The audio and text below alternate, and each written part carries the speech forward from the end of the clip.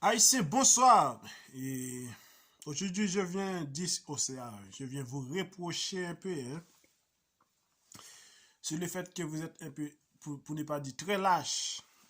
Et vous êtes très lâche, à savoir que environ quelques temps, depuis la rentrée du Covid, et tu prends le temps de dire, bon, la situation n'est pas assez bonne. Je vais retourner chez moi, à savoir dans mon pays. Laisse-moi te dire un peu, la vie, c'était toujours un combat, une bataille.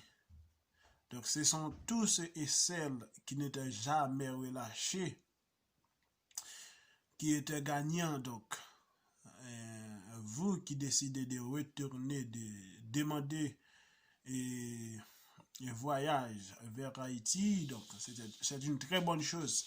Mais il est temps de réfléchir. Il y a une quantité qui était retournée pour pouvoir dire que Chili n'offre rien, mais aujourd'hui vous le faites. Donc je ne vais pas vous dire que vous êtes très malhonnête, mais quand même, et soyons sérieux, et Haïti est pire que Chili. Donc, si vous êtes au Chili, vous pouvez vous dégager. Mais pour autant, je vais essayer de parler un peu aux Haïtiens et aux Haïtiennes qui veulent transgresser ou désobéir aux autorités chiliennes. Donc, ça n'est pas bon. Et comme dit les proverbes, celui qui veut le respect se le procure. Donc, si tu veux que je te respecte, il faut que tu te respectes d'abord pour que les autres puissent te respecter. Mais si tu ne te respectes pas, personne ne va te respecter. Ok? Donc, le respect ne vient que par toi, que par vous. Donc, il faut te respecter pour que les autres aussi, ils ont du respect pour toi. Donc, et je parle de cet aspect parce que la fois dernière, je vois une Haïtienne qui était arrêtée dès qu'elle a pris la rue sans un permis. Donc, c'est très peu de choses. Hein? L'État dit, pour sortir, il faut un permis de circulation. Donc, un permis peut-être qui te permet d'aller acheter, ou si tu es un marchand ou une marchande, tu peux aussi prendre un permis pour sortir. Mais pourquoi n'a pas tu fait cela? Donc, je pense qu'il faut d'abord respecter toi-même. Il faut avoir du respect pour que les autres aussi, ils ont du respect pour toi. Mais si tu ne te respectes pas, personne ne va avoir du respect pour toi. Donc, c'est une très bonne chose et ce n'est pas une lâcheté quand tu te respectes, quand tu respectes les droits, les lois établies par les autorités. N'importe quel pays où tu te trouves, il faut respecter les lois, les principes, il faut respecter les autorités. Donc, c'est une honte pour moi de voir une Haïtienne qui est en train de malmener par les autorités chiliennes. Mais les Chiliens d'abord, ou n'importe quel pays que tu vis, il faut d'abord savoir que, et peut-être en Haïti, disons que une personne déciderait de te faire du racisme ou de te dire n'importe quoi. Donc tu vas pouvoir te défendre parce que peu importe, on est avant tout haïtien, haïtienne. Ok? Mais au Chili, les autres qui sont un peu égoïstes aussi, ils vont dire, bon, c'est du racisme parce que vous êtes noir ou quoi que ce soit, mais non.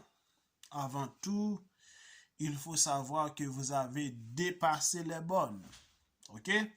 Donc aujourd'hui, je voulais faire cette petite vidéo pour dire aux Haïtiens et aux Haïtiennes vivant au Chili surtout de respecter les lois établies par les autorités afin de ne pas tomber sous la loi.